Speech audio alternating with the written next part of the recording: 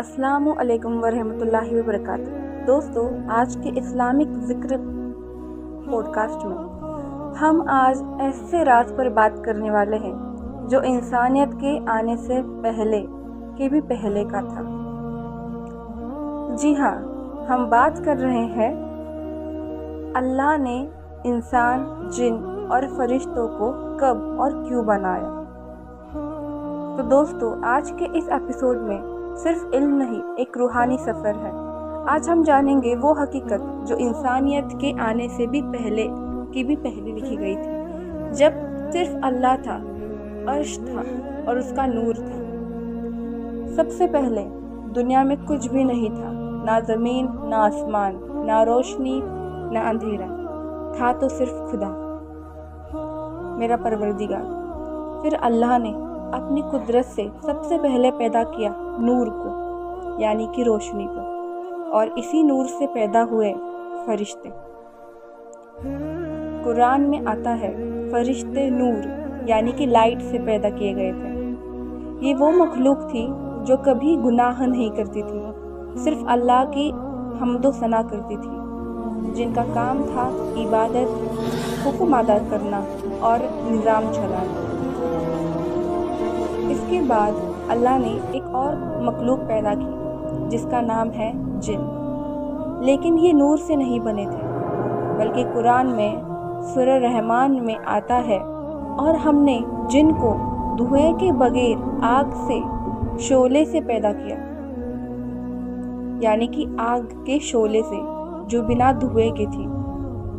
ان کا وجود انسان سے ہزاروں سال پہلے کا ہے۔ آپ کو ابلیس تو پتہ ہوگا، جنات کا لیڈر، جو عبادت میں اتنا آگے تھا کہ فرشتوں کے ساتھ عرش کے قریب رکھ دیا گیا تھا۔ اور پھر جب اللہ نے زمین بنائی تو جنات کو کہا گیا تم یہاں آباد ہو جاؤ اور انصاف سے جیو، لیکن وقت کے ساتھ جن لوگ باغی ہو گئے، انہوں نے زمین پر خون بہانا شروع کر دیا، ظلم کرنے لگے اور ایک دوسرے کے دشمن بن گئے۔ ان کے اندر تکبر آ گیا اور ان کا لیڈر جو ابلیس تھا وہ بھی خود کو سب سے بڑا سمجھنے لگا۔ تب اللہ نے فرشتوں کو فرمایا جاؤ میرے حکم سے جنات پر نظام قائم کرو۔ یہاں سے شروع ہوئی فرشتوں اور جنات کی جنگ، ایک جنگ جس نے روشنی اور آگ ٹکرائی، نور اور نار یعنی لائٹ اور آگ یعنی فائر کا مقابلہ ہوا۔ فرشتوں نے جنات کو زمین کے کونے کونے سے نکالا اور انہوں نے انہیں دور ٹاپو پر، یعنی آئی لینڈز جو ہوتے ہیں وہاں پر، سمندروں کے نیچے اور زمین کے نیچے گہرائیوں میں بھیج دیا۔ اس وقت کہ صرف ایک عبادتی جو جن تھا ابلیس، جو فرشتوں میں تھا، اس نے اپنے لوگوں کی تباہی دیکھی اور اس کے دل میں ایک تکلیف اور غصہ بھر گیا۔ پھر جب اللہ تعالیٰ نے انسان بنایا تو یہ ابلیس پھر سے غصہ ہو گیا۔ قرآن میں سورہ الحجر میں لکھا ہے، اور جب تیرے رب نے فرشتوں سے کہا میں ایک انسان بنانے والا ہوں سوکھے گیلے مٹی سے، اور جب ان میں اپنی روح پھونک دوں تب سب اس کے آگے سجدہ کر دو۔ سب فرشتوں نے سجدہ کیا مگر ابلیس نے منع کر دیا۔ اس نے کہا میں اس سے بہتر ہوں، مجھے تو آگ سے بنایا گیا ہے اور اسے مٹی سے، اور وہی سے اس کی لعنت شروع ہوئی۔ وہی سے شیطان پیدا ہوا اور وہی سے جنات اور انسان کے درمیان ایک پرانی دشمنی لکھی گئی۔ اور جب ابلیس نے سجدہ کرنے سے انکار کیا، اللہ نے فرمایا اتر جا، تو لعنت والا ہے اور قیامت تک تجھے مہلت دی گئی ہے۔ تب ابلیس نے کہا میں تیری بندگی سے نہیں رکوں گا، مگر میں تیرے بندوں کو تیری راہ سے بھٹکاؤں گا۔ اور وہی سے شروع ہوئی شیطان اور انسان کی جنگ جو آج تک چل رہی ہے۔ دیکھیے، जिन्नात और फरिश्ते दोनों अल्लाह के मखलूक हैं, लेकिन उनका रास्ता मुख्तलिफ है।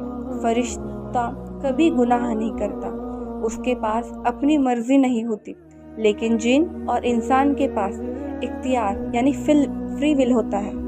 जो चाहे तो इबादत करे, चाहे तो गुनाह। इसी आजमाइश के लिए अल्लाह ने हमें बनाया और इसी के लिए जिन्नातों को।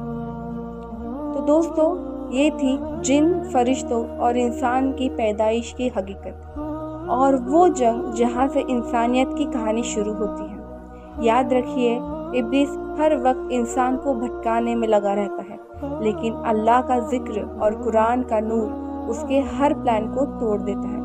इसीलिए हर दिन कुरान पढ़ो, सूरह अल-बकरा सुनो और अपने दिल को पाक रखो, क्योंकि जहाँ अल्लाह का नाम है वहाँ ना जिन का असर है ना शैतान का राज। अगर आपको रूहानी कहानी पसंद आई हो तो हमारे चैनल इस्लामिक जिक्र को सब्सक्राइब करें।